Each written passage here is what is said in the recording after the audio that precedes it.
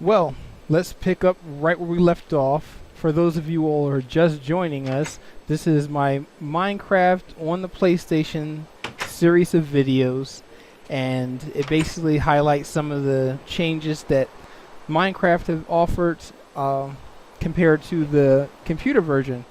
I consider the PlayStation a little better only because it's so much easier. There's almost like no learning curve. It's just jump right in, read what's on your screen, press whatever buttons, and have fun. So, let's get started.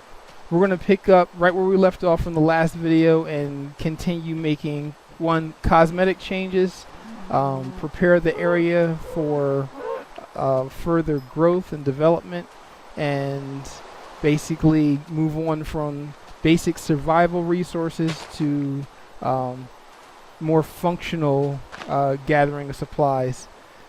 Right now you see me cutting flowers down, but that's neither here nor there. You may have noticed I added glass in that area. If you look over in the far right corner of the screen, down where that water is at, you'll see that I've put a glass wall. That was from the last episode. And what I'm doing now, like I said, I'm preparing the area for further advancement, so I want to level this platform out. Now, as you may have noticed, it's raining. Rain does one very important thing, other than, make the world seem a little bit more real.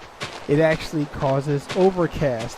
So even though it's daytime, it's not nearly as bright as it should be, which is important because, as we know, monsters spawn in the darkness and they're destroyed, or some of them are destroyed by daylight. So when there's rain, it's not enough sunlight to destroy some of the monsters. So keep that in mind when you're out exploring, that if it's raining and it gets to a point where you expect the sun to be out, well, the monsters that spawned the night before are still going to be there. So be careful when you're out. One thing that I'm going to teach you all about, basically moving on from basic survival, is fishing. Fishing's important because, like I said in the last video, you make a fishing rod and you can gather fish if you're near a body of water.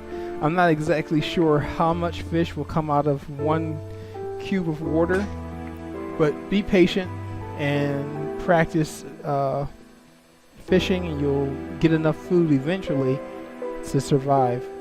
And with this large area of water I've picked as my bayside home, I can fish all day long and gather enough fish. So right now I'm going to get my fishing rod out, cast out onto the water, and you do that by pressing, I think, like R1 or something like that, and you'll get your fish. So again, practice patience.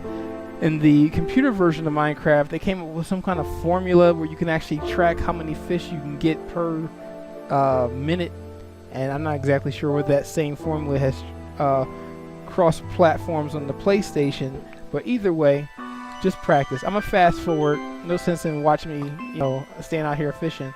But one thing I noticed is because of the rain, a skeleton decided to perch up on top of my house. Now, there's also an overhang up there, so we're going to deal with that skeleton first, because I don't need him hanging out at that location when I'm trying to, settle. So, got my sword out. I'm going to approach the skeleton. Right now, he doesn't detect me, but as I get closer, he'll sense me. And one thing you can do is you can press down on the R3 button, and that allows your character to walk carefully. When you're walking carefully, you're quiet and you won't fall off of ledges no matter how hard you push. You just basically are right there. You won't go off an ledge. But I don't need to sneak up on this thing. I'm just going to walk up, whack him a few times. See, he spots me, he'll shoot me, and I just go to town. I switched weapons. Didn't mean to do that. Don't need my fishing rod. I need my sword. So as you see, bright sunlight will burn the undead, the skeletons and zombies, and you can finish them off a whole lot easier as they're panicked on fire. And of course, most kills will give you experience, and as you saw there, the skeleton will not only drop bone, but he will also drop arrows, because they're archers, they carry arrows. So Big problem, these overhangs cast shadow. Creatures that spawn can hide from the sunlight in there, so we're going to get rid of that. And again, no sense in watching this whole thing. I'm going to get rid of most of it and then I'll fast forward. As you can see, you just have your area that you want to claim as your own open to the sky. And see, there's another overhang up here. We're going to get rid of that as well. So as I said, fast forward through all that. I'm down here back at my glass wall. I'm going to seal that up so nothing can get in there. And now it's time to head back on inside. I know eventually I'm going to get rid of all this overhang, but I'm not worried about it right now. There's water over there, so if a zombie wanted to hide, he can just jump in the water and he's not going to burn. So I'll deal with defending that area later. So now we're inside. I'm going to secure up the place. I don't need that wood, stone, or dirt there. I can get rid of that. Head inside. So now to the cosmetic changes. We talked about the weather outside, how that will affect the area. We talked about securing this location. I'm going to basically get to the next part, which is your precious material mining. And remember, as you dig, you want to basically have it well lit. This is my way of digging a stairwell. I dig out an area, and then I get the stone staircase I need in place. Again, you put light in place so that you're not digging into shadowy darkness. That would be bad. Always light the area as you go. And once you have the staircase set, you can then hollow out another impression and actually put a stone stairwell down. Makes transitioning up and down a whole lot smoother, a whole lot quicker. Alright, well, that pretty much concludes this video. As you saw, I just got that precious commodity coal.